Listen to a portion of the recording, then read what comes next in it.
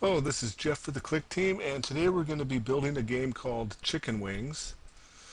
So let's open up our finished game so you can see what our goal is. And I'm not sure if you can hear our background music, but we have some nice music playing. And we're going to click on the plane to start our game. And basically we're just using the arrow keys up and down to fly through the barns and pick up the chickens. And we don't want to wreck into the barn or the ground or these towers or the birds. And if we get a high score, it asks for our name, and we have a high score list. Then it jumps back so the player can play again.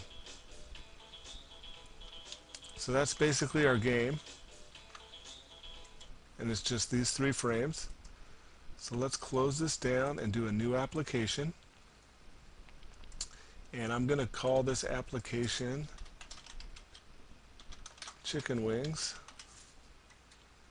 And let's also change some runtime options here. So check on play sample over frames. And then we're also going to uncheck the menu bar because we don't need one of those. And this application is 3 frames, so I'm going to make 2 more. And I'm going to give our frame some names. Frame number 1 is intro. It's always good to name everything in your game. Frame 2 is game, and frame 3 is high score. Okay. Frame number 2 is a scrolling frame, so it needs to be bigger than our window. And our window on our application is 640 by 480. That's the same size of all these frames. Frame number 2, we're going to change it to 14680 by 480. And I just calculated that out earlier, so it made a nice long frame for us. Now let's open up frame number 1, and I'm going to open up a library called Chicken Wings, and you probably have a download file with an MFA with all of these objects in it. And so let's put on some objects so it looks like our first screen, and there's our backdrop. I'm going to make sure it's located at 0, 0, and then I'm also going to lock it. That way I won't accidentally move it. So now just go through here, put on the objects we want. Kind of remember what we had on there. And there's our fence. And let's duplicate our fence. 1 row of 15. Okay, that looks about good. And we need some grass here. And let's get some wheat. Make our wheat bigger.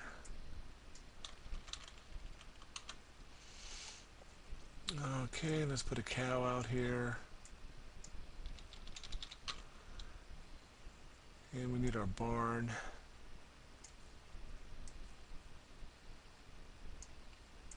Now if you need to move things around, you can just click on them and do order, and you can send them to the front or to the back, forward 1, back 1.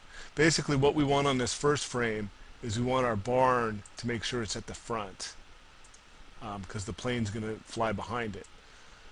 So now when I add the plane, I need to go over here to our barn and pop it up to the front, because whatever object you put up on last is going to be in front. And we need a cloud, and we got a couple strings here. There's our instructions, and there's start game, and let's put a chicken on here too. Alright, that's looking pretty good there, pretty close to what we had.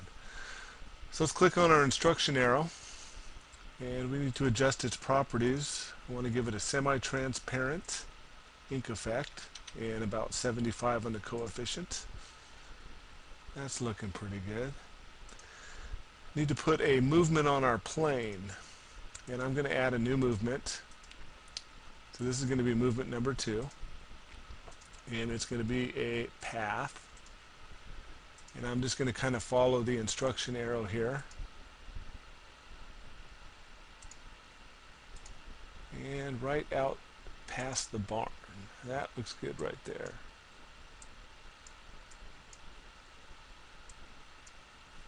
Okay, that'll probably work fine. We can try it. Yep, that'll work fine.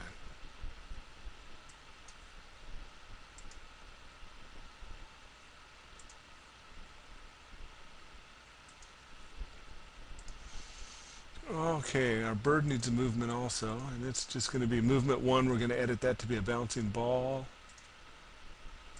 And we'll just do direction 16 there. And we're going to bump the speed down to about 40. Let me make sure. Yep, that looks about good there.